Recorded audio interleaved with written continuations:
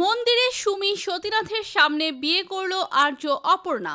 হ্যাঁ বন্ধুরা, আমরা এমনটা দেখতে পাবো চিরদিন তুমি যে আমার ধারাবাহিকের আগামী পর্বগুলোতে।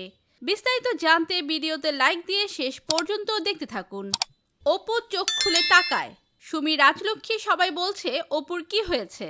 তোমার অপু তো কারোর কথায় পাত্তা দিচ্ছে না। অপরদিকে কিঙ্কর মেঘরাজকে বলছে, তুই অপর্ণাকে কেন কিডন্যাপ করেছিলিস? কিঙ্করের প্রেসারে আমি কেন কিডন্যাপ করতে যাব? মেঘরাজ বলছে, আরে আমি কি করতে যাব? আমাকে একজন মহিলা তুলে নিয়ে চলে গেছিল।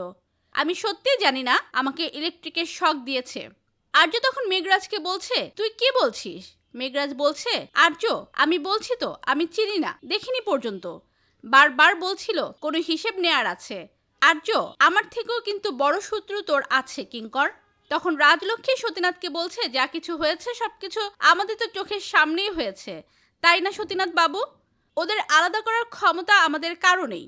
সুমি তখন রাজলক্ষ্মীকে বলছে, বুঝেছি ম্যাডাম, কিন্তু এইভাবে রাজলক্ষ্মী বলছে আপনারা একদম চিন্তা করবেন না। এইভাবে নয়, আমরা অপর্ণাকে সসম্মানে আমাদের বাড়িতে নিয়ে আসব। মায়ের এই সিঁদুরের মূল্য দিয়ে আমি ওকে আমাদের বাড়িতে নিয়ে আসব। আপনারা দয়া করে ভয় পাবেন না। আমার ছেলের থেকে ভালো অপর্ণাকে আর কেউ রাখতে পারবে না। আর ওরা দুজন যদি একসঙ্গে থাকে তাহলে ওরা সব থেকে বেশি সুখী হবে। আমার কথাটা মিলিয়ে নেবেন।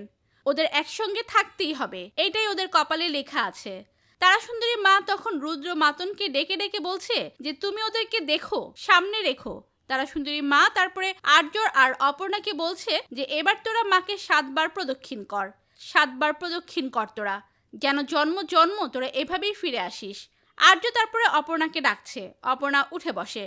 আর্য রাজলক্ষ্মীর দিকে তাকায়। রাজলক্ষ্মী অনুমতি দেয় যে 7 পাক ঘোরার জন্য। আর্য তারপর অপর্ণার দিকে নিজের হাতটা বাড়িয়ে দেয়।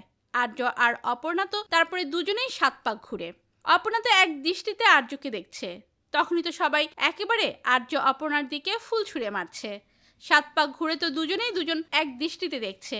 সবাই সেটা দেখছে, দেখে ওদের মনটা একেবারে জুড়িয়ে যাচ্ছে ওদের দুজন জুটিকে দেখে।